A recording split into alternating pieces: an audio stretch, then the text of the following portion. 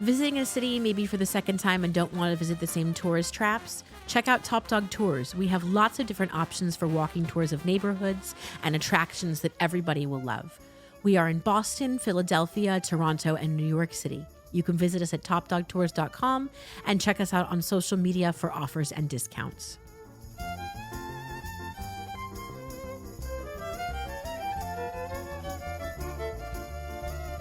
Hi, I'm Nicole Kelly, and this is She Brew in the City. And today I'm sitting down with Dana Arschin, who has some really interesting information and personal stories to share, which I'm really excited to talk to her about. How are you today, Dana? I am good, Nicole. Thank you so much for your interest in me and the work that I do and for having me today. I really appreciate it. Of course. It's so important. And this is actually the first podcast where we're really going to be talking about the Holocaust, which is something that I have mentioned to you, and I'm sure will come up a million times throughout my show, that I'm super passionate about Holocaust education. And I think, you know, as we are losing survivors and statistics like, 1 in 5 children don't think that the Holocaust happened, things like that are going around. It's just so important. So I'm really excited to talk to you about your family story and about your work and your history as a journalist. Thank you. Thank you so much. So I always like to kind of start off by talking a little bit about your background so people kind of know who you are, where you're from. So where are you originally from? So I was born in Queens, in Bayside, Queens. I lived there until I was 3. My parents lived in an area that was like all Jews living in condos. Both of my parents were from Queens also. My mom was originally born in the Bronx, my dad in Brooklyn, and they both went to high school in Queens. So I was in Bayside till I was 3, and then we moved to Jericho, Long Island, where I grew up. And I spent my whole life in Jericho. I went to college at the University of Delaware. I came back to Long Island for graduate school. And then I lived in the city for the next decade plus. And then I came back to Long Island. And right now I live in Port Washington with my husband and my 2 daughters. It's so funny that you say that your mom was born in the Bronx and lived in Queens. My dad was born in the Bronx and ended up living in Queens, but they moved out to California when he was, I think, 6 years old. My dad's side of the family, they were from the South Bronx, and they were very New York. Were his parents immigrants? No, they were first generation. Their parents were the ones who immigrated. So my last direct relative on either side to come to America was my mom's grandmother, who came in 1920. And I actually have her Ellis Island manifest on the wall behind me. Oh, amazing. Yeah, I love that you're so into family history. Oh, yeah. One of the guests that I'm hoping to have is a genealogist. I'm very into family history, and someday I want to create this cohesive family tree art piece that includes people's like Hebrew names, and it's very, I need a big wall for that. So, so we grew up for the most part in Long Island. Was Judaism a big part of your upbringing? Were you a member of a synagogue? Did you have a bat mitzvah? Yeah, so I grew up in an area that was predominantly Jewish, secular Jewish. And it's funny, my parents were very worldly. They always had a lot of non-Jewish friends and always made sure that we went out for Afghani food and Thai food and Korean food. And that was important to them. But after my mom's experience, growing up without any grandparents because they were murdered in the Holocaust and without cousins, and she just never wanted to feel like that outsider who didn't belong, which is how her father, my papi, had lived in Poland, and that's what life was like for him even before the war. So it was important for her that her kids felt like they were part of a community where they were accepted. I understood because people always say to me like, "Oh, didn't you want some diversity?" So that was just my mom's perspective, and a child of a Holocaust survivor just has very different perspectives than pretty much anyone else. The way they grew up is so unique. Yeah, one of the other things that I'm super interested in as well is generational trauma, especially within the Jewish community. So you're definitely, that's exactly what that is. Exactly. So we grew up there. She just really wanted us, and it had an amazing school district. It's funny, I was like more religious than most of my friends, but we were not religious. We didn't observe Shabbat, but we would walk to and from synagogue on the high holidays, not use electricity. And we did keep a semi-kosher house. We had separate plates and silverware for meat and dairy. But my mom would bring in non-kosher Chinese food and shrimp. And we never had pork, but she would bring in shrimp and she'd put it on paper plates as to not unkosher. our silverware. And you know what? Growing up, I never really understood it. And now I do. That's kind of the beauty of Judaism. You do what works for you. And that was the best that she could do. And clearly it worked, because here I am as a very proud Jew and Holocaust storyteller. So she definitely did something right. But yeah, we grew up traditional. Did you have Reform conservative, I'd say. Yeah, I got that. That's actually like a common thing I hear from a lot of people. Did you have a bat mitzvah? I did. I had a bat mitzvah, and my sister had a bat mitzvah. She chose to not have the huge party and to do a bat mitzvah tour in Israel instead, which was incredible. So we got to I had like the big party that everyone has, and she had a very small party, and we went to Israel, and that was so memorable. I know a couple people who've done that, and I've only heard good things. So it's something that maybe if my daughter's interested in doing that. But I have a feeling she'll also want a big party because she likes attention. You know what? When you're that age, it's very hard to not opt to do what everyone's doing. But looking back now, like I really pray that my children, go for the bat mitzvah in Israel, because it was so. I was in 4th grade and I remember it so clearly. That's so cool. Yeah. So kind of just jumping into your expertise and your family story. I know you recently lost your grandfather, who you called your poppy, and I'm so sorry about that. Thank you. He was almost 102. Is that correct? Yeah, he would have turned 102 March 8th coming up, so just a few months shy. My grandfather passed away when he was 94, and it really doesn't matter how much time you have with them. It's still like, I think it's sometimes harder in a different way because they've always been there and they're so old that it's a different kind of loss. And I hate when people say, oh, but he was 102. Like, that's amazing. You still never get to see that person again. It doesn't matter how old they are. Yeah. But, nobody knows. It's very hard to figure out the right thing to say. Of course. But age doesn't matter. And I have to tell you, I really thought this man was going to live forever. That's how I felt about my grandfather. I'm still convinced that there's something that could have been done to have saved him. And that's just who I am. I'm always going to feel that way. But I interviewed a 110-year-old Holocaust survivor last year who's now 111. And I was convinced that my poppy was going to be the next 110-year-old. I wasn't done with him yet. No, I definitely get the idea of not done with him. I'm sorry about that. But I do want to honor him by talking about his story. So I'd love to hear about his life before the war in Poland, what happened to him during the war, and what he accomplished after the war. Yeah, so my poppy was born on March 8th, 1922, and he was named after his grandfather, who had just passed away in 1921. His grandfather was a really big deal. His name's Natan Torfstein, and he was the chief rabbi of Stanislavov. Hopefully I'm pronouncing it correctly. Practicing the pronunciation. There were 2 Stanislavovs. One was in Poland and now is considered part of the Ukraine, and the other one was closer to Warsaw. So he was the chief rabbi of this town that was closer to Warsaw, and he was a huge scholar, and so it was so fascinating to me that my poppy was named after him. My poppy was born, his Hebrew name was Chaim Newson. His Polish name was just Newson Rosenberg, Rosenberg with a Z. Yeah. And which is later changed with an S.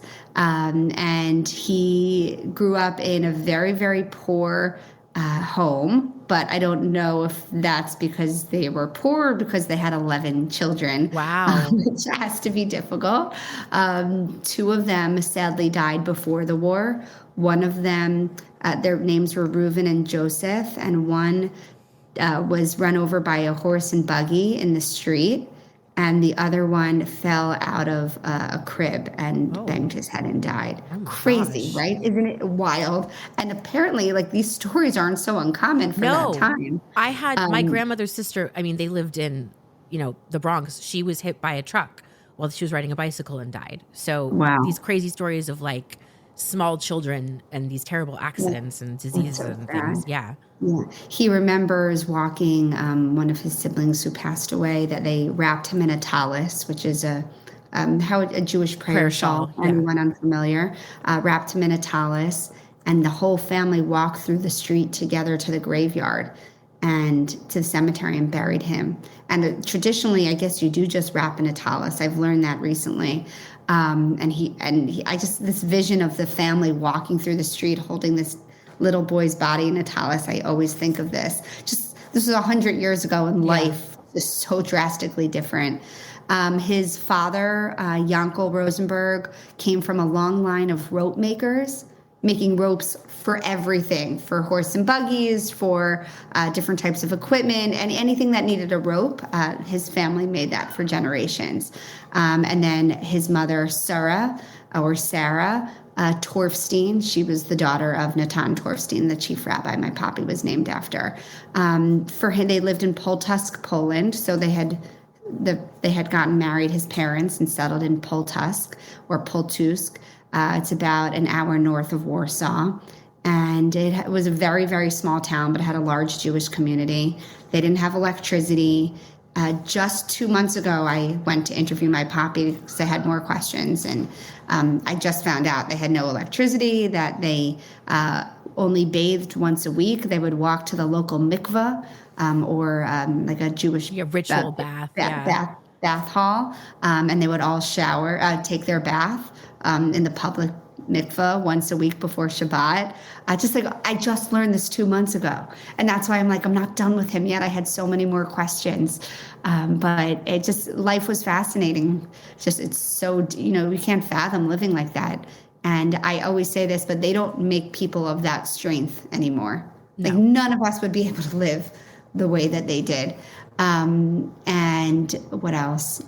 It's funny that you say that because it was snowing 2 days ago, and I was pushing a stroller, and I was like, this is why my relatives left Russia. Right. Because they didn't want to deal with all this. And I'm, walking around the Upper West Side with a $2,000 stroller all covered up. And I'm like, this is terrible. But, like that great grandmother who came in 1920 had stories about being a child during World War I in Russia. And I think that's the craziness. Crazy. People were a little pampered.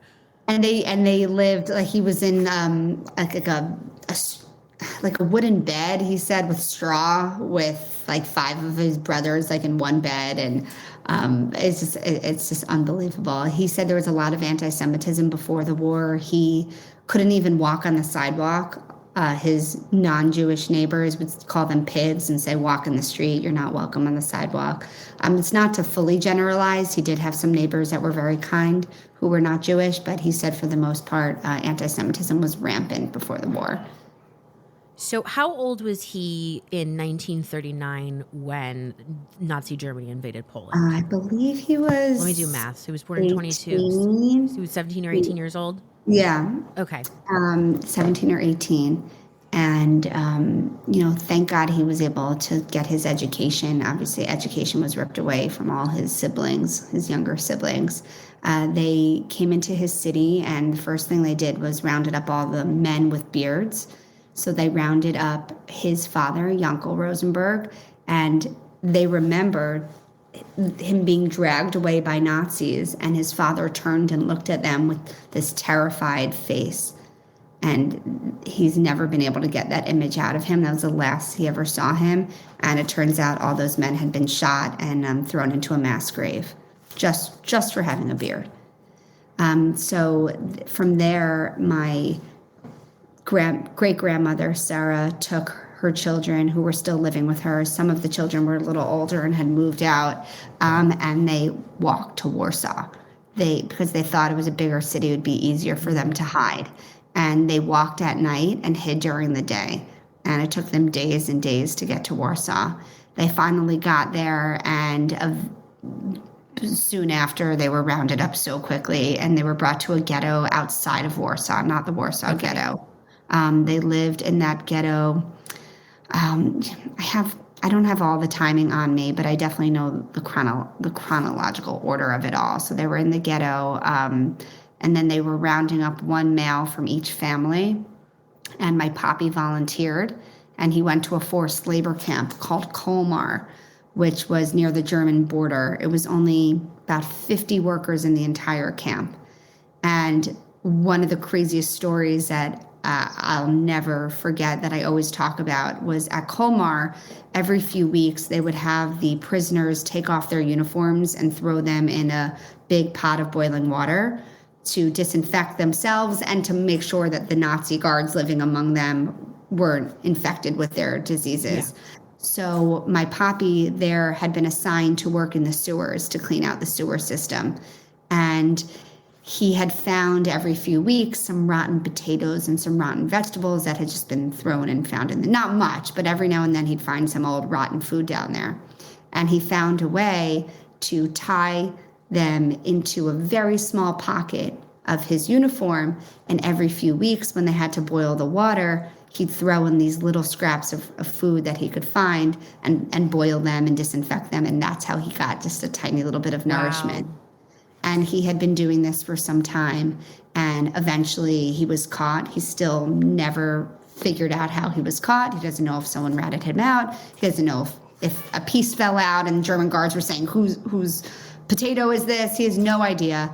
But they told him to start digging his own grave. And he was digging his own grave, sure that he was going to be killed. They had him lay down to see if he fit into the grave. And they said, it's still not deep enough and wide enough. Keep digging. And he kept digging with a gun held to his head. And a few feet from him, just a short time later, another prisoner collapsed, probably from starvation and dehydration. And they shot that prisoner, threw him in my poppy's grave, and said, "Isn't today your lucky day?" Oh, my gosh. And in the USC Shoah Foundation video led by Steven Spielberg, I know you're aware of this, that he went around his volunteers and interviewed tens of thousands of survivors back in the 1990s. My poppy, in that interview, he speaks, and he had the most incredible memory. He remembers the German words that were said to him, like, "Today is your lucky day," and "Jew, lay down and see if you fit." And he says these words, and it's incredible to hear them in this video. And the fact that he survived that was unbelievable. But he also lived with guilt his whole life. Guilt that this poor prisoner was shot and killed and not him. It's just what happened each step of the way. Every survival story of his, it's just more unbelievable than the next. I mean, if that man hadn't collapsed, I wouldn't be here today. It's crazy to think. I read a lot of books about the Holocaust, and a lot of people have crazy stories of almost like chance reasons that they're alive and things like that. I know what you're saying. I was just with a Holocaust survivor last night. I lead a group of students every other Thursday, and we meet with survivors. We hear their stories, and they actually act out the stories in a play at the end of the year. Oh, wow. And one of the survivors was saying she's a proud Jew, but she doesn't believe in God. And how can I blame her, right? She was taken to a concentration camp. Her family was killed.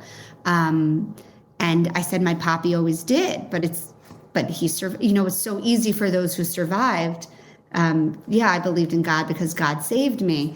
But what was so interesting is that we're trying to reconcile, like, how did this happen and how can you still believe in God? And like what you just said, that yes, some people were meant to live. And how I try to think of it is, look at how Jews in the world came together after the Holocaust. The same with October 7th. Yeah, exactly. What's so sad is, do we need these catastrophes to keep happening to bring Jewish pride, to make it stronger, to bring Jews closer together? It's such a crazy way to think about it. But that's the only way that I can justify any of this. No, I completely get that. I mean, we have this terrible joke that all Jewish holidays are like, they tried to kill us. They didn't. We now eat food. But it's kind of like a systematic thing that throughout the last 5,000 years, that's just what keeps happening. But, talking about what's happened since October 7th, I feel like, I've become slightly more observant. I know a lot of people have started celebrating Shabbat. They're wearing a lot of Judaica. They're very proud. They're possibly scared, but yeah, exactly. She's showing her necklace. You can't see if you're not watching the video. My Hebrew name, Josefa. So it's kind of crazy that with these events and things like that, you do get the larger group of people kind of coming together.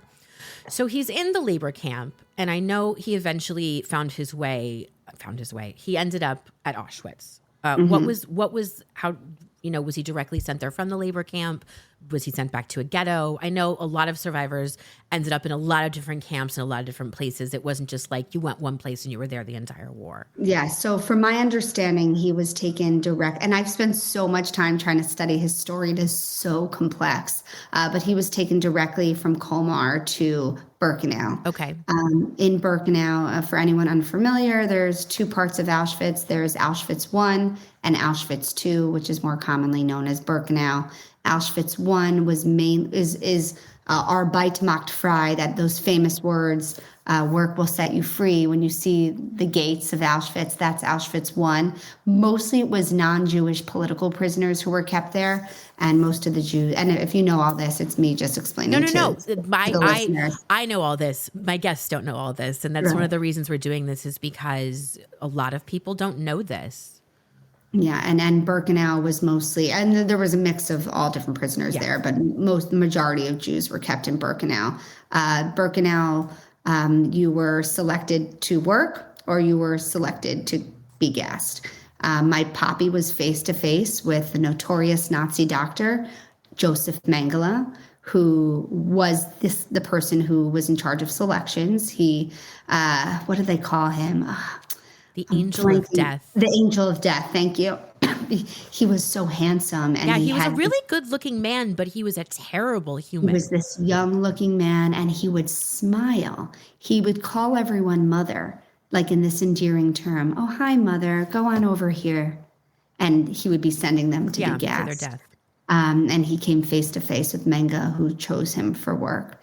And at Birkenau, so he spent only 3 months at Birkenau. And then he was sent to an Auschwitz subcamp called Jaworschno.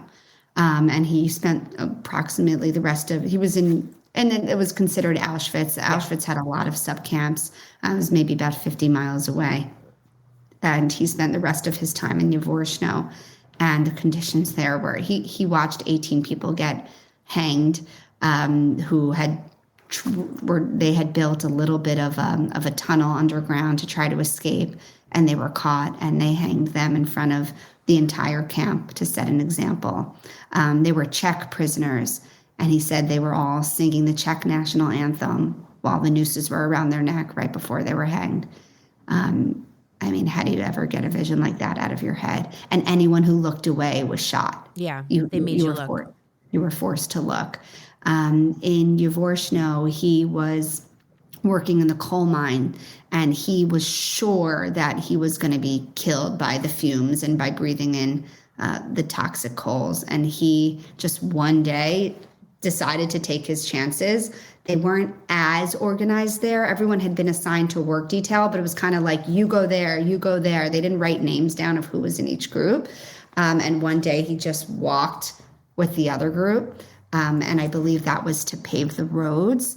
And I mean, just every decision he made probably saved his life. I was just reading that, like I was texting you that I just read like a 400-page book on Auschwitz. This woman who, I know you're familiar with Canada, where they would take at Birkenau, where they would, for those of you that aren't familiar, this is where they would take all the stuff that people left at the train. So basically people's food and baggage and stuff. This woman one day literally just went to Canada. And they called it Canada. Yeah. What was the reason that they called it Canada I've heard two reasons. I've heard one because they thought it was kind of this wealthy nation. And then there was another one that had to do with a word in another language that I can't recall right now.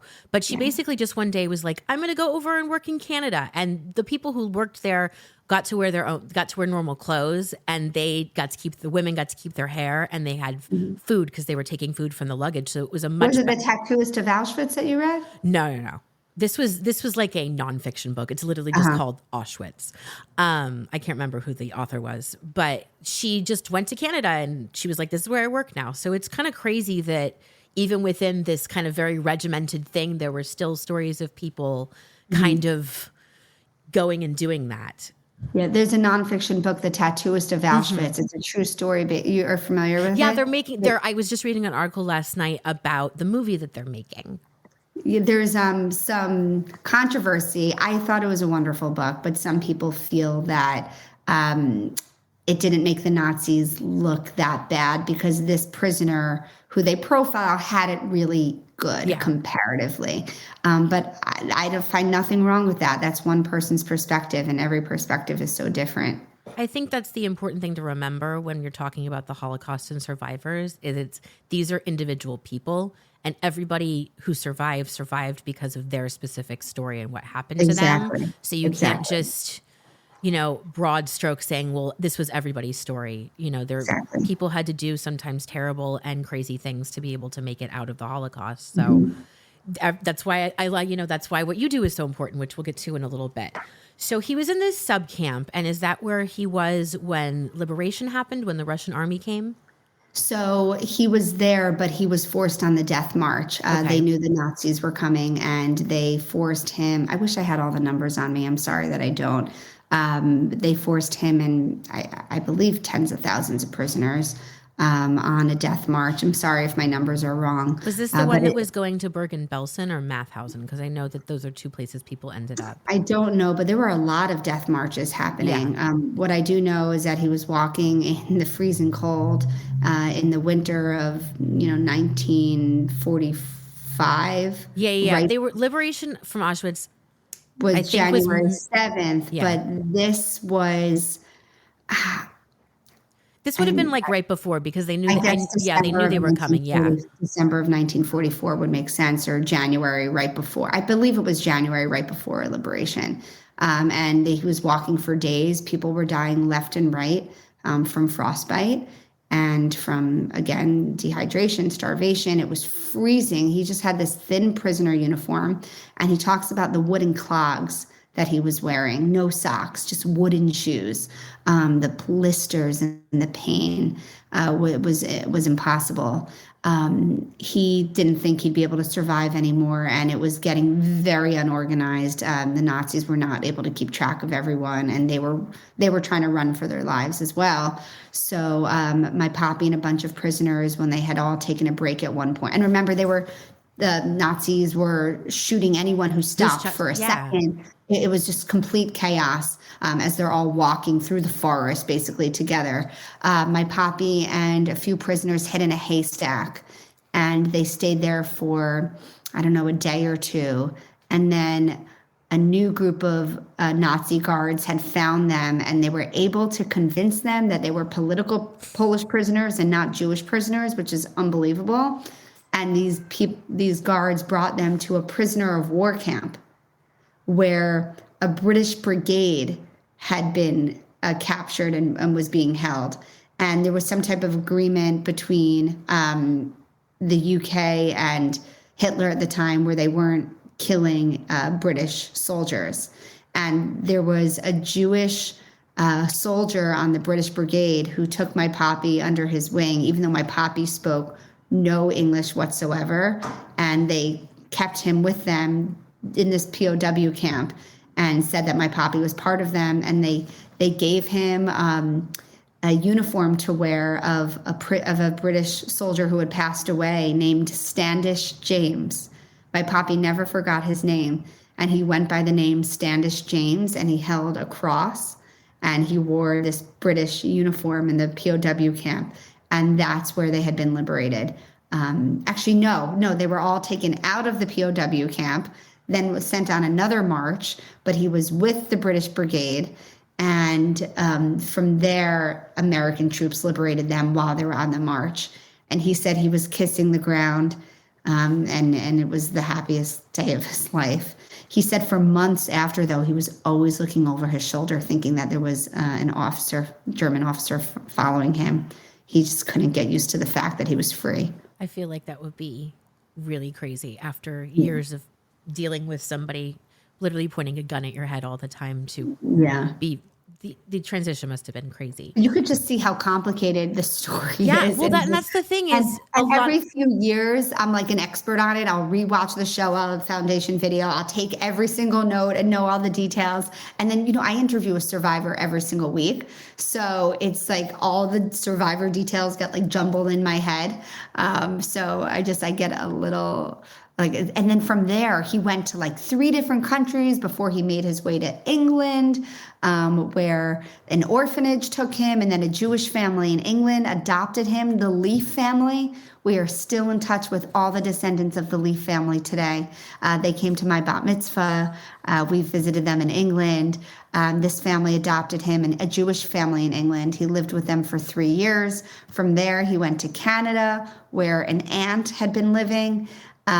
They did not treat him very well and didn't really make him feel welcome. From there, he left, went to the United States, met my grandma on Orchard Beach in the Bronx, and the rest is history.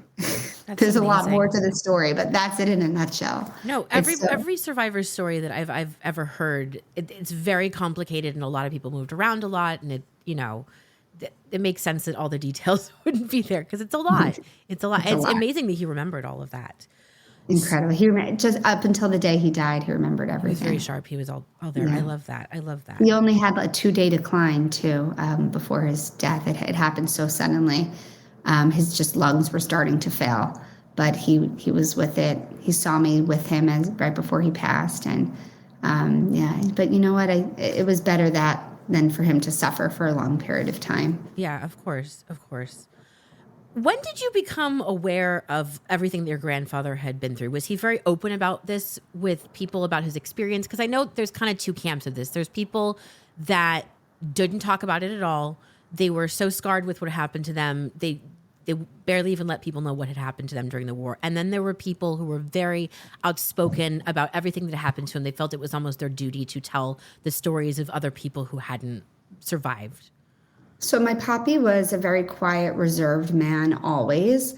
Growing up, he did not talk about it, but he would have if you asked him about it. No one asked him. He did always show me his number. I don't believe he went around showing other people his number. Later on in life, he did, which I'll get to in a minute. But I always knew that he had a tattoo on his arm, 143499. That was the prisoner number he got at Birkenau. And from a young age, that was actually the first number I probably ever had memorized. And I always knew he was a Holocaust survivor. But of course, as a little kid, you don't really understand what that means. But I had always been aware of it.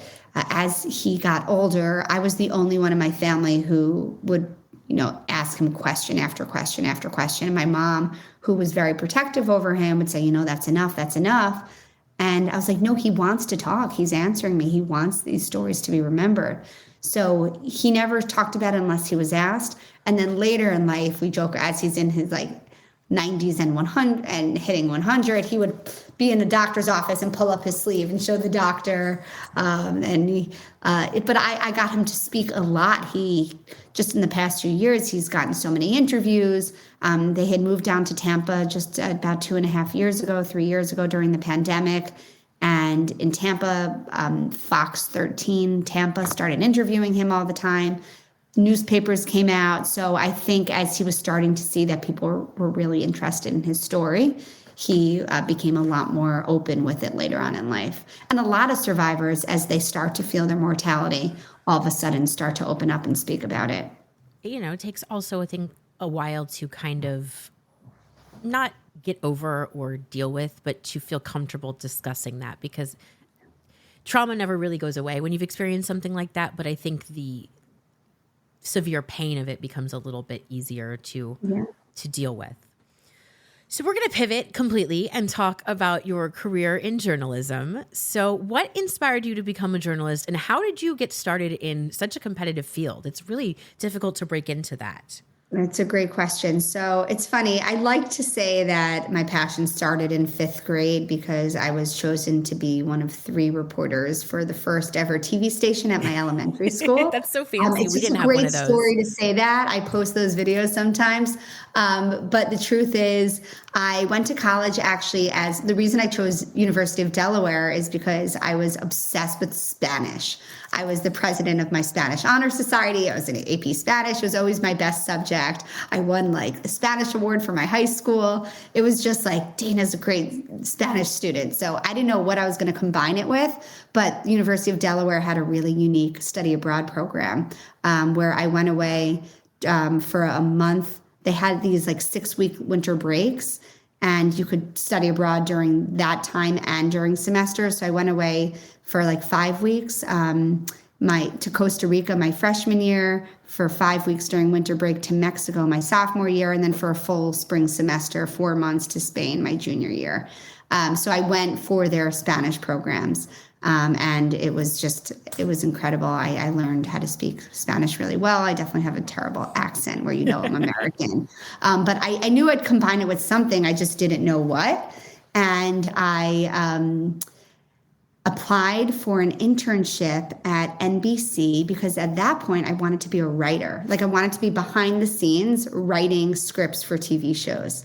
And it was my sophomore year. I applied to be on like the Conan show, which was there at the time, or SNL. And they call me and say, "Congratulations, we're putting you in the newsroom." And I panicked. I was in college. I didn't really watch the news that much. I was always running around. I didn't know anything about the news. I wasn't interested in the news. But NBC calls you with a newsroom internship. You don't turn that down. Yeah. And it was WNBC, so the local NBC in New York, Channel 4. And I fell in love with the news industry. I was sitting at the assignment desk in 30 Rockefeller Center answering calls and pitches. They'd send me out with reporters in the field. And I loved it for a few reasons. I loved how educated it made me feel. Every single day, I got to shadow reporters who became experts on a different topic every day. They were forced to learn about every politician and every issue impacting the city and the tri-state area. And I loved learning every day. Secondly, it was so fun to see different parts of the city and the tri-state. One day you're in Staten Island, the next day you're covering a story in New Jersey, then you're on Long Island. So it was really exciting to understand the whole region that I lived in my whole life and didn't really get to know that well. And then lastly, I loved meeting new people. You meet the most diverse people from public housing tenants who are fighting to get their heat turned back on, to someone who just started the most unique company, to politicians. It was just so exciting. And I reached out to this professor at Delaware named Ralph Begleiter. He was like a 30-year foreign affairs correspondent for CNN, a really incredible reputation and career. And he started working at Delaware as this professor in residence. And I begged him to let me into their broadcast class in the fall, right after my summer internship was ending. And he said, this is just for juniors and seniors. You need to have all these prereqs. And I begged him to let me in. I said, I learned so much, let me in. So he let me in. Am I rambling? Do you want me to keep going? No. This is so interesting. You're so passionate about it too, which is great. Because sometimes when people are like, "Well, I got involved with medicine because," no, like your face is lighting up. It was the first time I was like, "This is what I need to do," and he let me in, and I was so unadvanced in this class. So at the end of the class, everyone voted. I wanted to be an anchor or reporter, and I really never cared about being on TV. I just loved reporting the facts and being the one to go out and to learn it all. And I wanted to be voted into the anchor reporter slot. And they voted me for the final TV production to be like the back of the room camera girl. And remember, they had all been doing this major for years, but it was a wake-up call like, wow, I have a lot to learn. Meanwhile, I think I'm the only one who became a reporter from that class.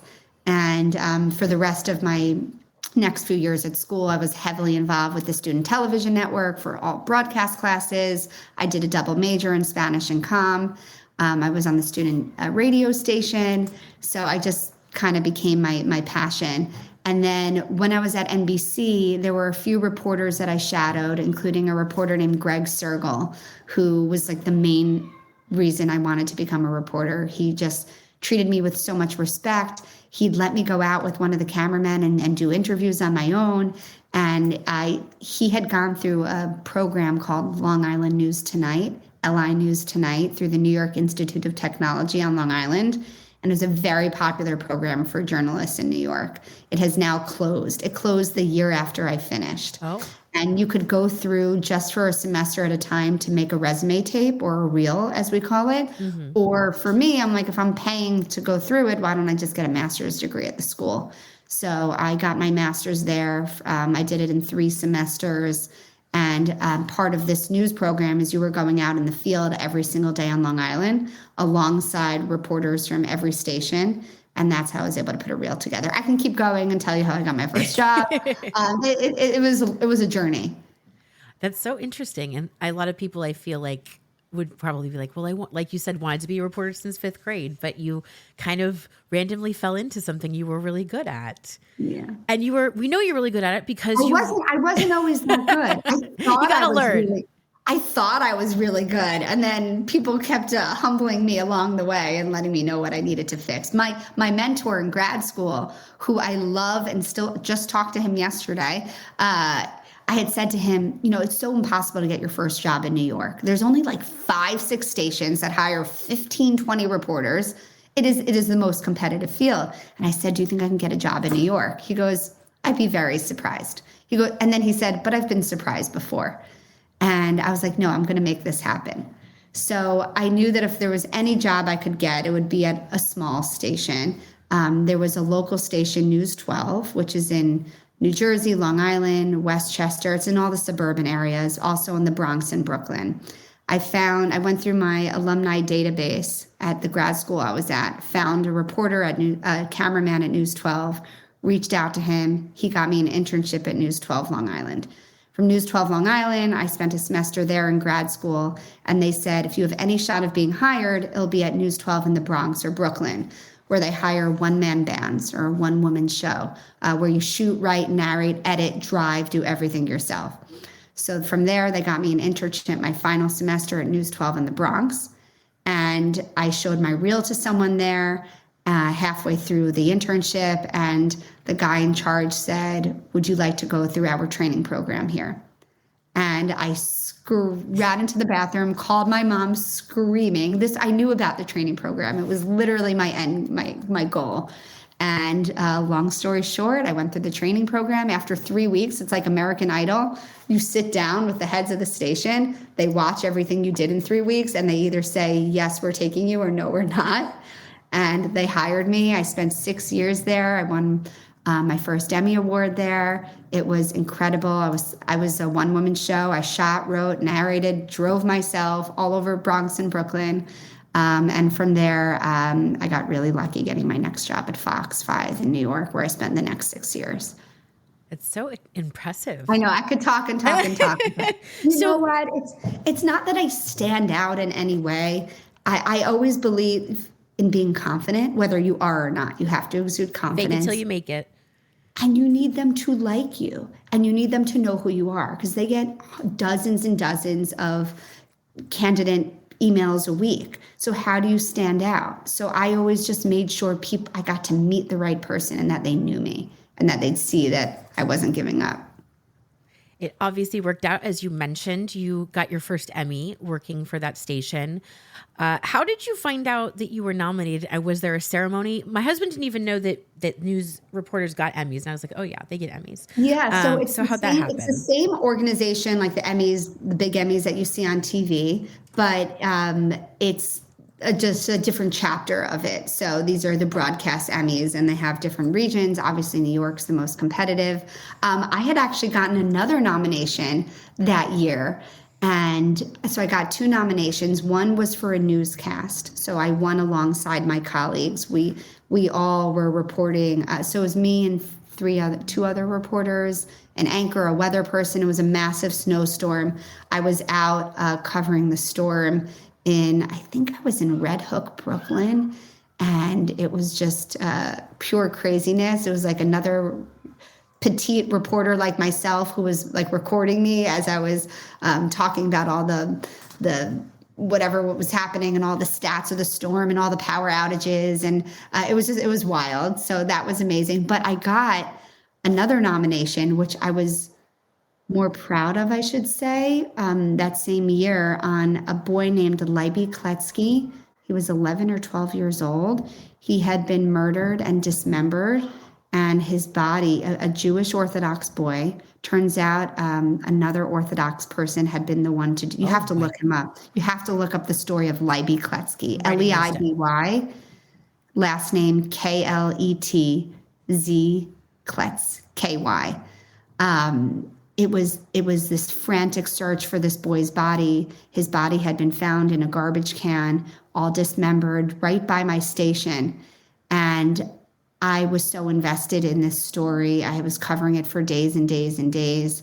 I had found out, I had interviewed someone who met him, and I was one of only, I think, just 1 or 2 reporters or maybe I was the only reporter to get that contact.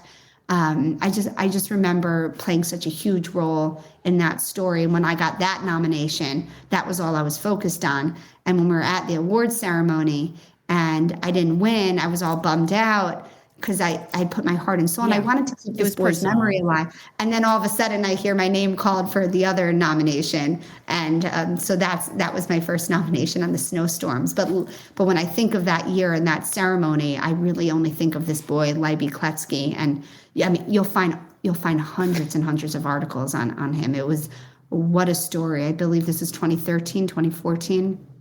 I will have to look that up. Yeah. We didn't move to New York until August of 2013. So this was probably, I would have remembered hearing about that. Yeah, it was. And I knew you were going to ask me about my Emmys and the questions you sent. So I brought this one over. Oh, so fancy. This was my most special one. I don't know if you could see. Yes. This was the Forgotten Camps on my journey to Poland in 2018. My other one just came in the mail a few days ago, my most recent one. I have 3 Emmys and they're all 4 years apart. Isn't that funny? 2014, 2018, and 2022. So where do you keep them? I'm jumping ahead a little bit, but where do you keep them? I can't see them right now. I keep them on the mantelpiece on top of my fireplace. I've heard it's very popular for people to keep awards in the bathroom because everyone uses the bathroom when they come to the house, so they'll always see it. And Kate Winslet apparently has a special shelf for her Oscar, so people can make Oscar speeches and hold it in front of the mirror, which I think is so funny.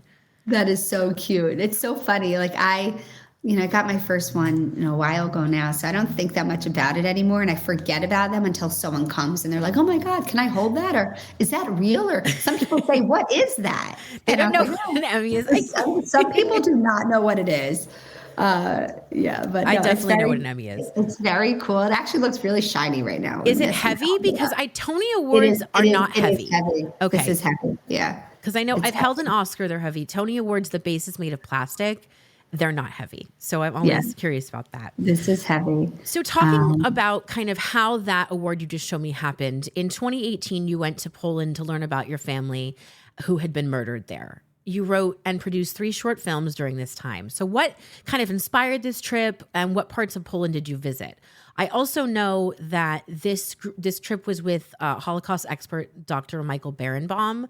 And this is literally, because I was watching your short film, this is literally what I want to do when I'm done with grad school, because my husband and I own a tour company and I am hopefully going to be a Holocaust expert someday. So what I want to do is that— You own a tour company? Yeah, my husband and I own a walking tour company. Take me on as the documentarian and I'll record your whole journey. Yeah, literally the trip you went on is what I want to go to grad school to be able to do, is to take groups of people over to Poland and Germany and other parts of Central and Eastern Europe to talk about the Holocaust. So what inspired— Well, we'll talk separately because the March of the Living, I mean, they're always looking for people like you.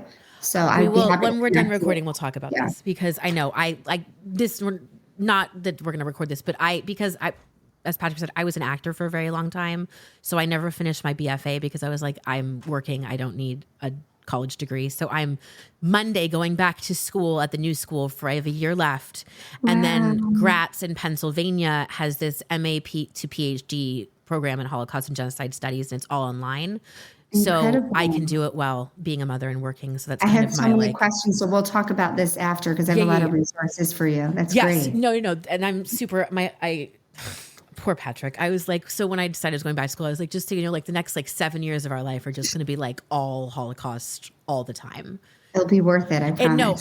It's so worth it. So going back to talking about this, so what had you been to Poland before? What inspired this trip? What was it like going with a group? Just tell me all about it. I'm so curious. So I had heard about the March of the Living. They go every year on, there's 2 Holocaust Remembrance Days. There's International is a week from today. Correct. A week from tomorrow. A week from tomorrow. Saturday the 27th. Okay. But the main one that's really recognized even more across they're both recognized, but I think Yom HaShoah in the spring, Holocaust Remembrance Day in the spring is generally more, I don't want to say celebrated, but I do think that people come to get more recognized. But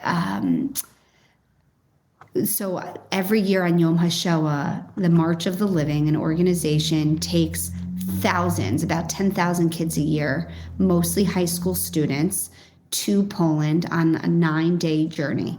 And they go to all the concentration camps, they go to ghettos, they tour different towns, and they, on Yom HaShoah, the actual day, they walk from Auschwitz to Birkenau. Now, so from Auschwitz 1 to Auschwitz 2, and then they spend the day in Birkenau listening to speakers and walking around the camp. It's really an incredibly emotional day. I had heard about this program. I really wanted to go on it. While it was mostly geared to high school students, there were a few young professional groups who went, for people in their 20s and 30s and 40s. Not many. I found only one that year that was going, and it was based out of a synagogue in LA called Temple Sinai. Mm-hmm. It was majority Persian Jews from LA, which was fascinating to me because while they have their own persecution family stories, they really weren't affected by the Holocaust per se. So the fact that they were all spending this time and money to go on a trip, I was blown away by their dedication. So it was majority, it was like 35 Persians from LA, me, an Ashkenazi Jew from New York, and a few other Ashkenazi Jews. There was one non-Jewish girl from Australia. There was 2 other Australians. And I think that maybe someone from Chicago, just a few scattered in, but majority was from the synagogue. I went, and then I brought a friend with me, actually, from New York, who last minute decided to come. So we flew over, we met them in LA, and I brought my camera with me. Oh, I had gone to my boss at Fox 5, where I was no longer a one-woman show. I had a camera crew, I had editors, I had, a photographer who would drive me everywhere. But we're a local New York, New Jersey, Connecticut station. And I asked my boss, would you let me go to Poland and, create documentaries or short films on my work? And he is a Muslim man who is so into the Holocaust and my biggest supporter. And he is a huge history buff. And he was like, absolutely. And his name's Ahmad Oscar. I'm going to give him a nice shout out because he's one of the most incredible people I've ever met. And he did so much for me and for my career. And he said, you're a local news station. I can't pay for you to go. You're going to have to pay your own way. And I can't send a camera crew with you, but I'll give you our best equipment, our small equipment, and you can shoot the whole thing. And I'll give you an editor when you get back, and I'll give you plenty of time to put together a story or two. Wow. So that was amazing. So I had to teach myself. They had this amazing tiny little cinematography camera, and I had to teach myself how to use it. It was really complicated. So I spent like weeks doing YouTube tutorials leading up to the trip. And then I learned how to use it really well. Every day my footage got a little better on the trip, but I recorded literally every second of my day. And I came back and I put 3 short films together. The first one's 9 minutes long. The others are about 5 or 6 minutes long. And I could have kept going. That's how much footage that I captured. And we went around to all these different camps. This trophy is based on my first film called The Forgotten Camps. And I thought it was really important to do this story because everyone hears of Auschwitz. Understandably so. More than 1 million men, women, and children were killed in Auschwitz alone. It was the largest death camp. But we also hear so much of Auschwitz because it was such a massive camp that there are so many Auschwitz survivors because they were needed for labor. So that's in a nutshell, why we know so much about Auschwitz. But there were so many other camps that had almost no survivors. There's a camp called Belzec. People pronounce it differently. Michael Berenbaum calls it Belchik. Other people calls it Belzec, but it's Belzec. There are only 2 known survivors at the entire camp. There was a strictly death camp. Treblinka was strictly a death camp. It had a handful of survivors. And when I say a handful, I really mean a handful. People were taken off the cattle cars and gassed immediately. There were no work camps. So there are all these camps that I felt like were forgotten about. There's a camp called Majdanek, which the fact that Majdanek existed is mind-blowing because it existed on top of a hill overlooking all these Polish towns. These people knew what was going on right in their backyard. And here, and at Majdanek today, there's still a massive pile of human remains that have been, I forget how many pounds, that has been preserved. So this story focuses on not all the different camps. There were tens of thousands of camps in the landscape of Europe that people don't even know about, small camps like Colmar, where my papi was. But I really thought it was important to focus on camps that we don't hear every day. I literally text you about this because in that book, they called it was Operation Heydrich, after Reinhard Heydrich, who was one of the designers of the Holocaust, and he was assassinated in Czechoslovakia. It was a whole thing. You can Google it. It was very interesting. But they were literally like, they was just pure gassing. And I think it's so, like I was saying, it's so important. Like I was saying to you, it's so important that people know about this because, like you were saying, Auschwitz is kind of like the big one. And it was a terrible, awful place. But there were places where really people just got off a train and they were immediately sent to the gas chambers and with no option to live. Yeah, it was. It's kind of crazy. To live, I should say. Yeah, yes. and I think that a lot of people, Did you learn from the forgotten camps? I did. I learned. And I didn't know any of that. And there's so many other camps like that. We also visited Plaszow, which was the camp where Schindler Schindler's List directly took his. And a lot of these camps don't exist anymore. It's just monuments and plaques to mark the camps. So, that's why I really thought it would be an interesting. There's this crazy diagram that I saw at Auschwitz that I have a picture of on my phone and I posted on Facebook where it shows all the thousands of camps throughout Europe. And I think a lot of people don't realize there were other camps. So that's why works like your short film are so important because I think people kind of have an idea about these things, but there's a lot of very specific stuff that they're not really. I think Dr. Darnbaum, was it 40,000 camps in the landscape of Europe that he said in that film? It's a lot of camps. It's unbelievable. So you went on, as we've been talking about, to win your second Emmy for this. Was this more meaningful than your first because of the subject matter? Absolutely. And this was like all me. Like I shot it. I didn't edit it. I shot it. I wrote it. I produced it. I put my blood, sweat, and tears into filming this. So yeah, this was pretty amazing. What was sad is that I won this. So it's always the Emmys are like for the following year. So this was at the height of COVID, the ceremony. And this is so funny. So we had to watch it live. And there were two ways to watch it. You can watch it, stream it live from the Emmys Facebook page that year or from the Emmys website. And I forget which one I was watching on. And you're not even going to believe this. My category is called, they announced the winner, and then blank. My screen just goes out. And right away, I start getting bombarded with people saying, oh my God, what happened? What happened? And then another group of texts saying, congratulations, congratulations. So one of the people were watching from one of the two, one of them had completely just gone down in that moment. Oh, wow. But the other website was still streaming. So everyone watching was either like, oh my God, did she just win? And the other half had heard that I won and I didn't. And my husband's next to me recording and he was recording the screen and they're like, and the winner is... And then it just goes blank. I'm not even exaggerating. It was that exact moment. And then you hear me screaming, what just happened? And I have this all recorded. And it was like the craziest thing. So I didn't actually get to hear it live, but some people did. Were you able to find video of it later? I think I went back and was able to find it later. Okay, so you got to hear your name. That's so nice. Yeah, I think the recorded one wound up being up on the Facebook page after that. But yeah, it was crazy. So you've kind of transitioned from traditional reporting to now working for the Holocaust Memorial and Tolerance Center of Nassau County as a storyteller. So what exactly does that mean? I saw on the website that you're their first storyteller. So what does that mean?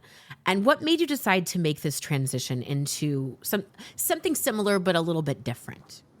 It was a really, really, really hard decision for me to make. I had worked so hard to become a journalist, to become a news reporter, to get my first two jobs in New York. But I'll be completely transparent, as I was starting to create a family. I would get home at 9 o'clock at night and I was pretty much a stranger to my daughter. We had been in the city. When we were in the city, it was fine. I was actually a quick walk to work at Fox 5. But during the pandemic, my husband was working fully remote, and we were in a tiny little one-bedroom apartment with a 6-month-old, and he just needed to get out. So we moved to Long Island, and that made the commute really difficult for me. And I can tell you I had maybe 3 Thanksgivings off in the entire 12 years between both jobs. I worked every single weekend. I worked almost every single holiday. It's like being an actor. Amazing. You miss funerals, weddings, birthday parties. I did miss a funeral that I'll never forgive myself for. My husband's gone by himself to weddings. He was by himself. And I started to fill in at the anchor desk, but that means that I was working Saturdays. There's really like no way to win in this industry.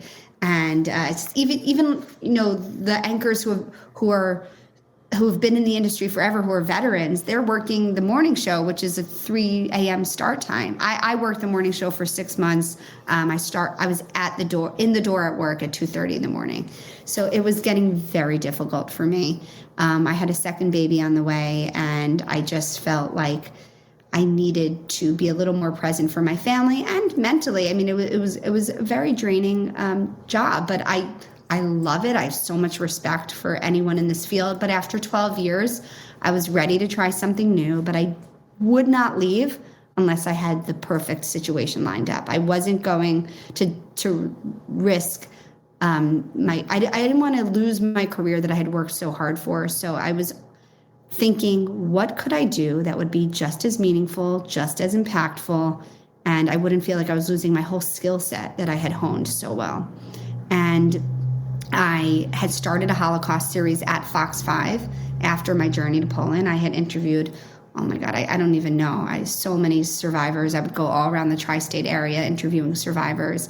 I did a half-hour special on Holocaust survivors that I anchored and wrote that aired on January 27th of 2022, which was an Emmy nomination that I just had that I didn't win. Which was also a huge letdown, but I won another one, which was also very special. But that was just this past October. But anyway, I was like, I just want to tell Holocaust stories. It's all I want to do. So I started reaching out to other stations and contacts I have and bigger networks. And while people thought it was really fascinating, Holocaust was 80 years ago. Being a Holocaust reporter, no one's really going to open up that type of position. Yeah. So I'm like, who would? So I'm like, a Holocaust museum. So my first thought was I want to go big. I want to do this for the Holocaust Museum in DC because I can interview survivors anywhere and just post stories online. I spoke to a contact in DC, spoke to local smaller museums, and what I realized is that the smaller museums needed me way more than the bigger museums because the big museums have these huge PR teams. Small museums didn't have anyone. So the museum on Long Island, a half hour away from me, called the Holocaust Memorial and Tolerance Center of Nassau County, which we call HMTC.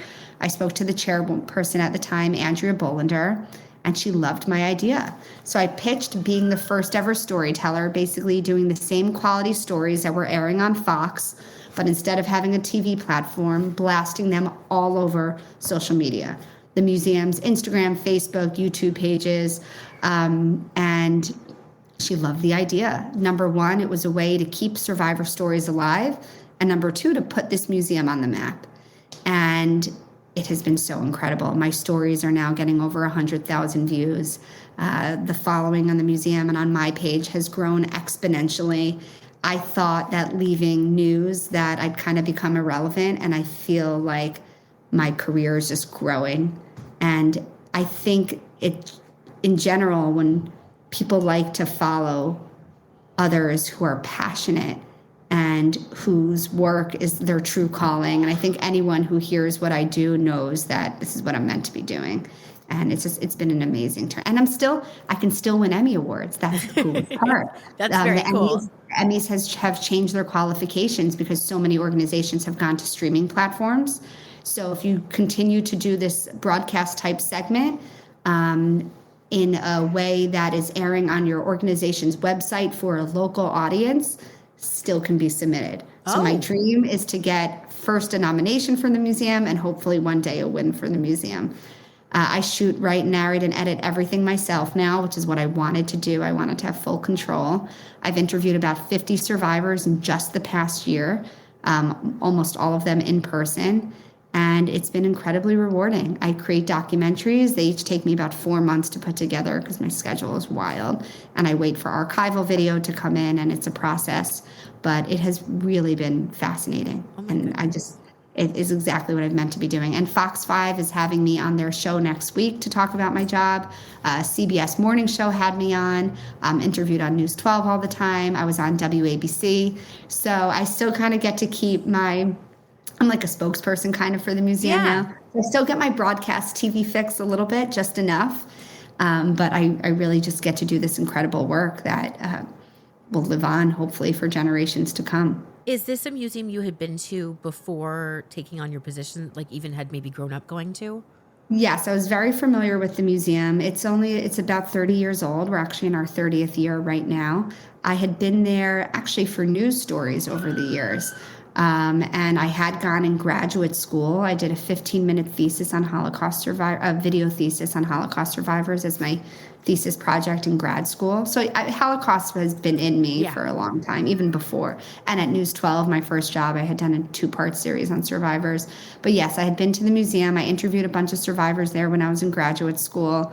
And it's not a big museum. It's small. You could probably do the whole thing in an hour. What we are more than anything, we're an education center. Okay. So almost every school district across Long Island comes through our doors Monday through Friday, the entire academic year. We have about 5,000 students a month that we're educating, either at our center, or we bring survivors and trained educators to their school. So most importantly is that we do in-person education with students. That was my question, kind of what sets you guys apart, which I think is really great because some of the larger museums, I'm sure they deal a lot with students, but a lot of them are, it's weird to say, like tourist attractions, where if you're visiting Washington, D.C., it's a museum you'll visit, but having local museums is very important as well. So you've talked a lot about interviewing these survivors on behalf of the museum. So what does that process entail? So it's funny. People say you're having trouble finding survivors. It's as if everyone knows about my work. I have a list of like 100-something survivors, and I can't even call them all fast enough, which is amazing. I try really hard to do this. The oldest survivors, the camp survivors who are still with us, are all hitting 100 and beyond. But the fact that they're still alive actually has shown, I have seen that a lot of them are really just like my poppy, like with it up until the last minute. Clearly their genetics are incredible. Yeah. Those are usually my best interviews. Not because they're any more amazing than any of these other young survivors that I interview, but their stories are a lot more harrowing, what they went through. But our youngest survivors are in their 80s, and they're about 83 to 86. They were either just born as the Holocaust was happening. One survivor, Leo Ullman, who I do all of my work with, or majority of my work with, because he's so articulate. I bring him as like my guest on a lot of the shows. He was a toddler in Amsterdam, and he was 2 years old when a Christian family hid him for a few years. And that's how he survived, a Christian family that risked their lives in Amsterdam to save him. So, every story is very different. But yes, the younger survivors were either don't have much of a recollection of it. They share their parents' stories more. Mm-hmm. And the older survivors are the camp survivors. And I'm trying to get the older ones as quickly as I can. Yeah, it's so important because it is literally a dying out generation. Yeah. And you said, what does it entail? I try really hard not just to focus on how did you survive and what happened. I love hearing about everyday life before the war. What do you remember your mom cooking on Shabbat? What was the smell like of the baked challah in the oven? What was your favorite thing to eat? Usually my best sound bites are them describing some part of their family life or something that they ate or some type of holiday. And I try really to humanize my interviews. And I have a pretty casual way that I do my interviews. I don't have any questions written down ever. I try to be really in the moment and just bounce off them. But I do a heavy focus on life before the war, before I lead into the war breaking out and life during the war and post-war. Which leads me to what I had a question about is we talked about the Shoah Foundation, which is after, I think it was like around the time Schindler's List came out, Steven Spielberg, they've interviewed tens and thousands of survivors. Is that one of the things that you think sets your interviews apart as opposed to the Shoah Foundation interviews, as you focus a lot on pre-war life? No, I don't think they're necessarily so different. I think, there were so many volunteers who went around and conducted these interviews, and they all had different styles. As I'm doing this, I'm learning more and more and more. So, I mean, my style has even changed in the last year. So, no, I don't know if anything necessarily sets me apart. There's nothing more special or more important about my interviews than those interviews. They're all just as important. And I just, I'm grateful for anyone who has taken the time to do this. Is there maybe one specific interview that you've conducted that kind of stands out to you as being especially memorable, other than obviously your Poppy? A few come to mind really quickly. There's a survivor who still takes tango dance lessons every single week. And I went to interview her at the end of one of her lessons and captured her dancing with her young instructor and doing dips and twirls. And it was so fascinating. I interviewed another survivor who is still boxing, and she had taken a break during the interview, but I just saw her this week, and she told me, I'm back to boxing now, so I want to invite you to come to, and they're all in their 90s. She's like, I want you to come to a session and watch me kickboxing. It's amazing. And you could follow her. Her name's Gilda Zielinski on Instagram. She posts videos of her boxing. It's so cool. I interviewed a few women survivors who have beautiful voices and who sang and played piano for me. 2 women who play piano, and they're beautiful, beautiful voices. And one of those women, her sister wrote a diary, like Anne Frank's diary. It's unbelievable. It's hundreds of pages about her hiding during the war. And I got so emotional. I usually don't cry. I'm usually kind of numb on these interviews. And I was tearing up. It was so emotional reading the words of, it's so easy to just to hear the story related to you from someone else, but to actually feel the ink and see this person's emotions on page, that was really difficult for me. One woman, she was tough as nails. I mean, she didn't crack a smile, and her story was fascinating. She's an Auschwitz survivor. The number on her arm, her tattoo prisoner number, adds up to 18 high. Wow. And I posted that video. I think it hit 100,000 views.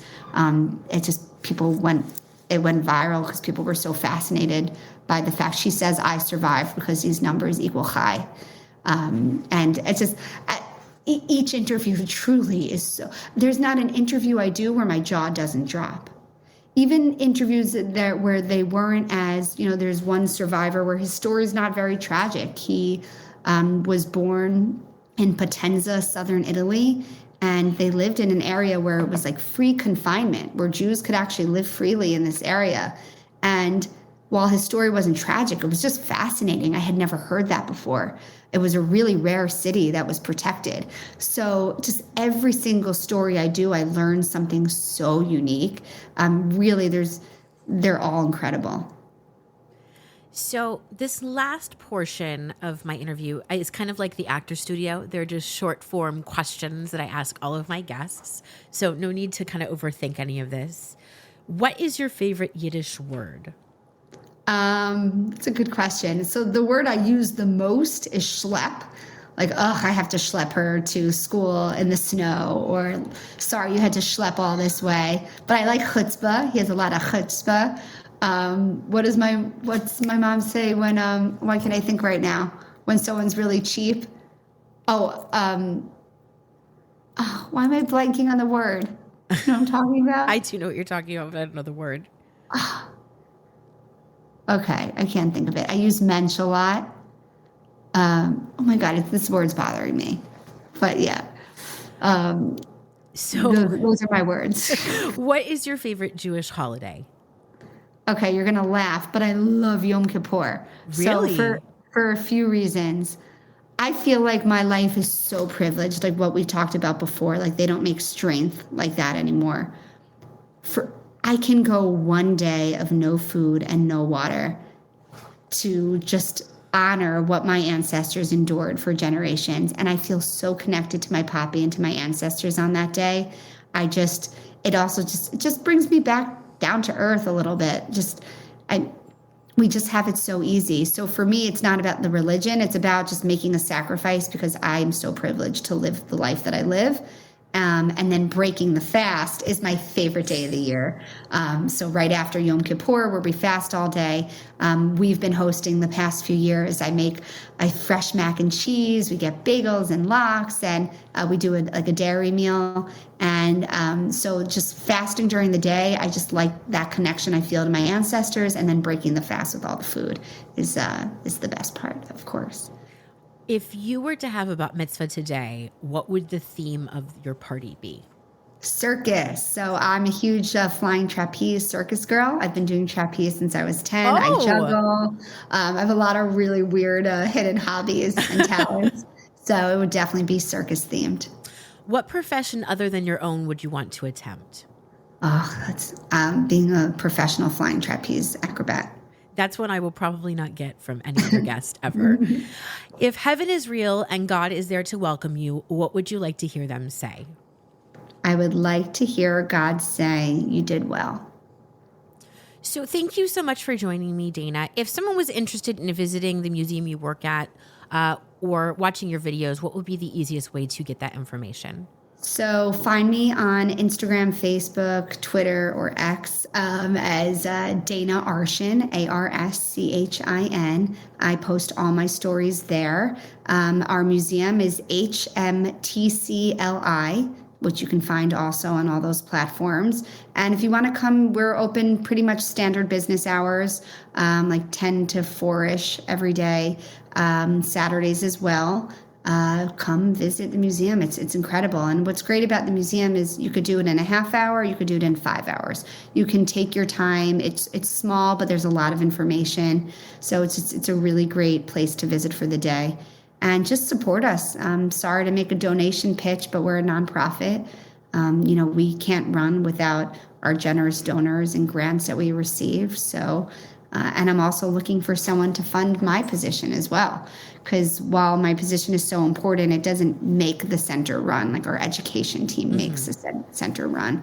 So any philanthropist feeling inspired out there and wants to make sure that I can keep up my passion of interviewing survivors, reach out to me and let me know. But otherwise, just your support, watching our stories, your views, your likes, your comments, your engagement, that means everything. Great. Thank you so much for joining me. This has been She Brew in the City, and I'm Nicole Kelly.